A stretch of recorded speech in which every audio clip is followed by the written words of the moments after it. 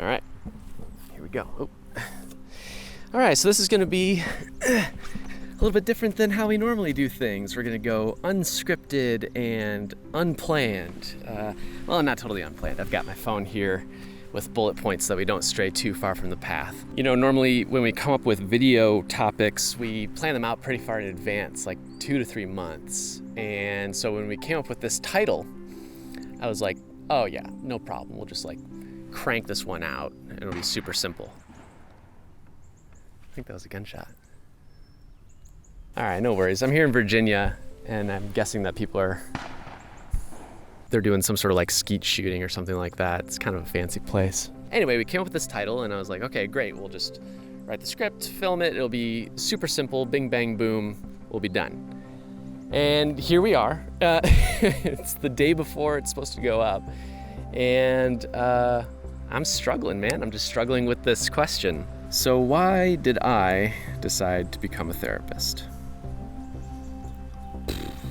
Not too long ago, Allie made a video all about why she became a neuroscientist and what she loves about neuroscience. And even though it was scripted and very planned out and, you know, written, it still felt very honest and true, and like it lined up with what I saw over the years in terms of how she evolved and sort of fit into her career. And so I thought maybe that's what I could do. You know, I could write a tight narrative that seems to flow from point A to point B and, you know, tie everything up in a nice little bow, and people will comment and say like, oh, this is so beautiful and inspiring and really makes me self-assured in my own path.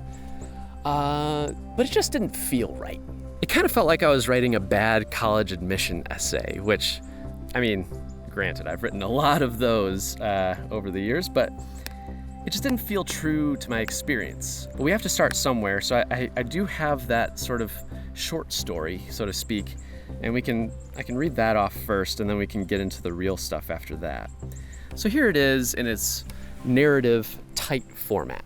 When I was young, I didn't talk very much. In fact, my parents tell me that as a baby, I learned a few standard words and then just stopped talking altogether.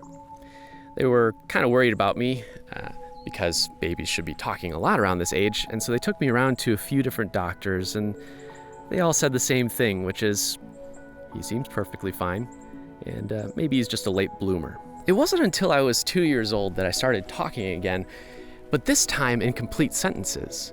I mean, obviously this totally threw my parents for a loop. Apparently I had just been learning in the background and observing and didn't really want to talk until I was ready. This carried on into my childhood too. You know, I was pretty shy and introverted as a kid, and so I just didn't talk very much in general, but that doesn't mean that I was withdrawn. When I was a kid, my grandfather used to say, you know, Micah doesn't talk that much, but when he does, sit up and listen because it's important. And my dad, one time when we were canoeing down the Wisconsin River as a teenager, he said, you know, I think that you're like that old saying that still water runs deep.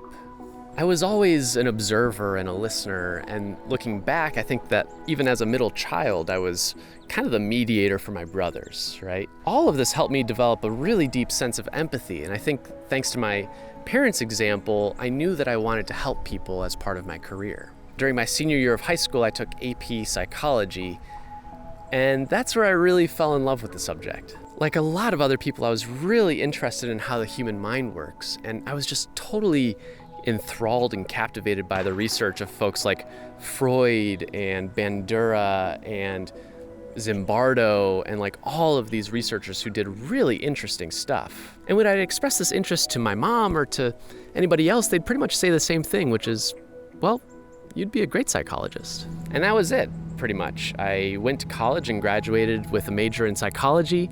I went straight into my master's program in clinical mental health counseling.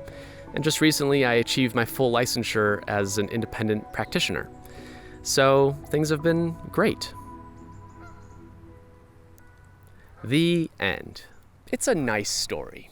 But here's the thing. I think the reason that it feels so disingenuous or dishonest is because it filters out so much of the doubt and feeling of unease that I had going through college and even all the way up to my master's program, to be honest. In high school, I really did love AP Psychology.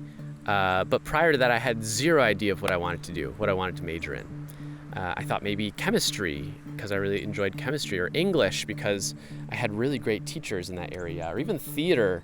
And I chose psychology because it seemed logical, I guess, and it was the thing that I really did love. AP Psychology was pretty impactful on me at that time. And when I got to college, I had doubts too. My psychology program was not that great. I mean, it taught me a lot, and the material in and of itself was great, but the program was so huge that I just didn't have any connection to my professors. And so I felt kind of disconnected from the whole thing. On the other hand, I was also majoring in Spanish and felt very connected to my teachers and to that program. Through college, I had some serious doubts about whether I should keep it up. I thought maybe I should become a sound engineer, or maybe I should go into film, or maybe, change to some other major that might be more engaging. And I didn't, partly because I knew that I loved the material. And the other reason is because they just didn't have a film or sound engineering major, or even a minor for that matter, at my school. Even when I got into my master's program, it was a battle because I got in there, but then I also got a job offer to teach at my old high school. And hesitantly, I turned that down. And I thought that maybe I was making a mistake. And so it really wasn't until I got into my master's program that I thought, wow, I actually did make the right choice. And that's the moment that I want to focus on. It's this aha moment where things just sort of clicked. This is the moment where I decided that I really did want to be a therapist. There were a lot of things that pushed me down this path, even though it didn't seem clear to me at the time. There were certain truths, in other words, that I knew about myself. I knew that I wanted to help people, and I knew that I was interested in the human mind. And, I had these soft skills that would serve me in this area specifically along the way. But it wasn't until I got into my master's program that I finally learned how to apply those skills in a professional setting. It was really this doing side that captured me. There's kind of a saying that I was told by, I can't remember who told me this a while back, that in undergrad, you learn knowledge. In your master's program, you apply knowledge. And in your PhD program, your doctoral program, you create knowledge. And I think that generally holds pretty true. Allie is in her neuroscience PhD program, and she is discovering something in her area of expertise that no one else has ever discovered before. And for me, being in my master's program, I learned how to apply my knowledge in a therapeutic setting, in therapy. I mean, don't get me wrong, I didn't stop learning after undergrad. I learned an absolute ton in my master's program.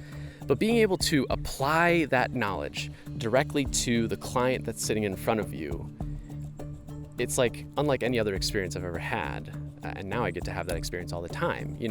Seeing someone change thanks to the work that you're doing with them. There's really just no other feeling like that. So I think that's really why I decided to become a therapist, is because I get a feeling of fulfillment and joy from helping other people change.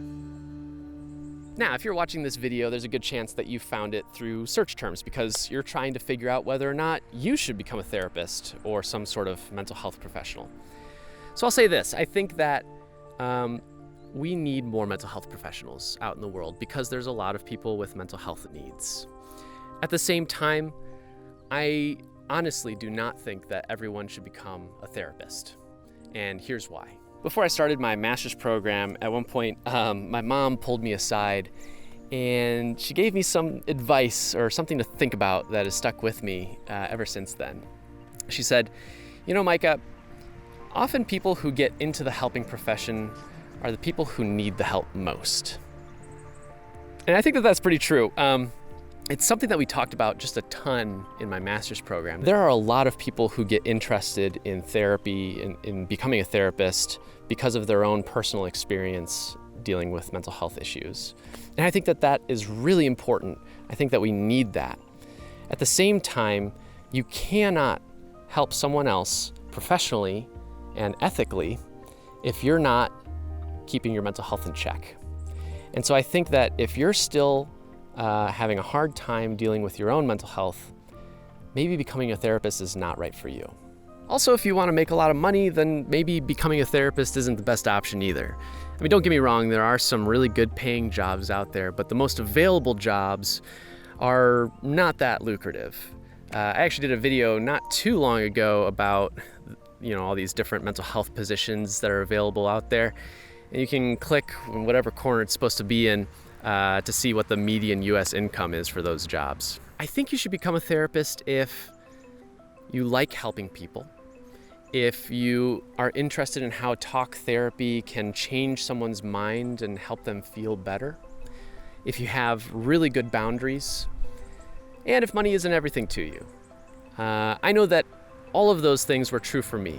And I know that I didn't make these decisions strictly based on, these idealistic things. There were a lot of logical decisions being made along the way that led me to where I am. I know that I could have done a lot of different jobs and been happy, but I'm glad that I became a therapist. Right now I really feel fulfilled and happy with the work that I do. And I don't know, I kind of feel like that's as much as you can ask for.